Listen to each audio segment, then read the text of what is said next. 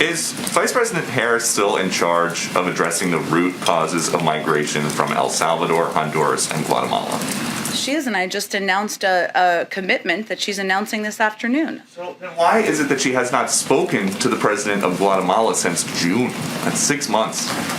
Well, I know that I did see this kind of strange report from the president of Guatemala saying that he's had no contact with the White House, which is inaccurate. He didn't say the White House. He said Vice President Harris. He has not spoken to her. And if she's in charge, why is that? Well, we have had a range of conversations, Peter, I think as reflected in our readout we put out last week with our National Security Advisor, with the Vice President's National Security Advisor, with our NSC Senior Director, Juan Gonzalez. We put out an extensive readout of that just last week, and we'll continue that high level of engagement. This bill is fully paid for and will not raise taxes on anyone making less than $400,000 a year. The president says that the Build Back Better is not going to add a penny to the deficit. The CBO has this new score where they assume that social programs are going to be made permanent, and in that case it would add almost $3 trillion. So does that mean that President Biden will commit that these programs are not going to be made permanent? Well, first of all, what you're talking about here is a fake CBO score that is not based on the actual bill that anybody is voting on. This was a request by Senator Graham to score a bill that is not currently being debated.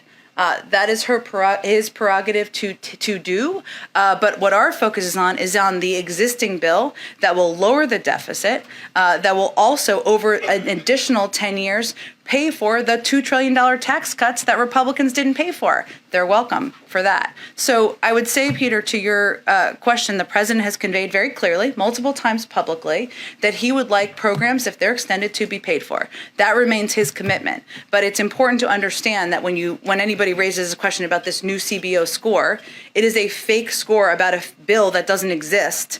And we should really focus on the actual bill everybody's going to vote on and considering in Congress right now. Oh. Okay. We're getting a little groovy in here. I like it. Okay. So, it's kind of exactly what we needed right now. It's all good. Yeah. I was enjoying it thoroughly. We should turn it back on in a few minutes. The research team are here. And members of the secretary team are here as well. So thank you for all of your work. Hardest working people in the building, some of them. Why don't you kick us off? Well, I don't want to, not them. I mean, some of the hardest working people in the building. As I was saying that, I was thinking there are other hardworking people in the building. That was what's happening in my mind there. Thanks for joining with me, Ed. Okay, Josh. Thanks, Jen. President and the vice president and who might run in 2024. Is that speculation helpful? The president has every intention of running for re-election, so that's the other message for them. Will not impact inflation. That seems to be a big concern of Senator Manchin's and, of course, others.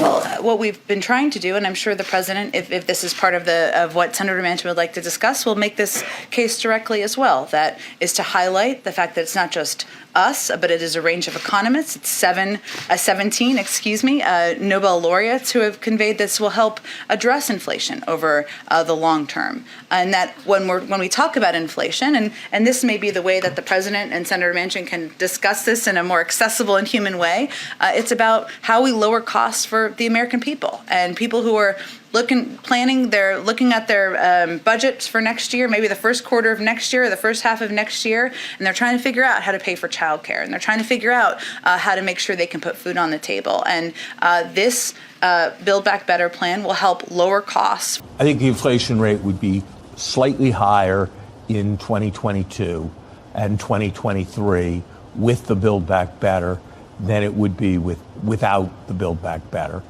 Do you think it's possible that big cities are dealing with these smash and grab robberies right now, an increase in criminal activity because some prosecutors are too soft on crime? I would say we have seen, I'm not going to attribute the reasoning from here. What I will tell you is we have seen an increase in crime over the course of the pandemic. There are a range of reasons for that. And what our focus is on is what we can do to address it that need it the most. But I guess what good does it do if you're going to give police departments extra money if they arrest bad guys and they bring them to jail and then they're not prosecuted. They're just right back out on the streets. I think, Peter, what our focus is on is making sure that the local leaders, the police officers and departments who know what they need for these communities have the assistance and the funding they need. And that's what we're working around the clock on. So the final one would be, just in the last week, we saw a New York Post item about a pickpocket with more than 30 arrests back out on the street. We've seen an arsonist burn down a $500,000 Christmas tree in New York City back out on the streets. Does the president think that that's good governing? For specific cases, I would point you to the local police departments or the Department of Justice. Go ahead, Kelly. I won't ask again about Build Back Better, but I did have You one. ask. Go ahead. Well, okay, then Try again. Well, You're not going to believe this. I have another question about Build Back Better. I'm ready. Goes to Kentucky on Wednesday specifically about climate change. And can you talk about how he balances those two imperatives of trying to strike this unifying note, but talking about an issue that, frankly, that has caused a partisan divide? And it is not a political thing, because look at the communities that have been impacted. Red, blue, purple, no color at all. Communities that don't consider themselves political in any way, shape, or form. And this is certainly a driving reason why we need to do more. I think said on Saturday that he would seek some input from the EPA about whether these specific tornadoes were caused by climate change, how much of a direct tie there was there. Has he gotten any feedback from them, and if so, what have they informed him about? I think he just answered a similar question this morning as well, and it is something that he'll just continue to discuss with his climate advisors and teams, and obviously local leaders as well, but I don't think there's any new assessment of it. He just knows that because of the changing climate, because of the threat the climate crisis poses, that we have seen more extreme weather events, and that is a reason to act. Well, all that I know is that the intensity of the weather across the board has some impacts as a consequence of the warming of the planet and the climate change. The specific impact on these specific storms, I can't say at this point. I'm going to be asking the EPA and others to take a look at that. But the fact is that we all know everything is more intense when the climate is warming. Everything. And obviously it has some impact here, but I can't give you a quantitative read on that. The Democrats in Congress were to pass a one-year extension of the child tax credit. Would the president insist that be paid for and fully offset as a standalone? It's not currently being proposed or considered. The president has conveyed that he wants to see any extension of these programs paid for. That's his fundamental approach to legislating and policy making. But I'm not going to get into a hypothetical at this point in time.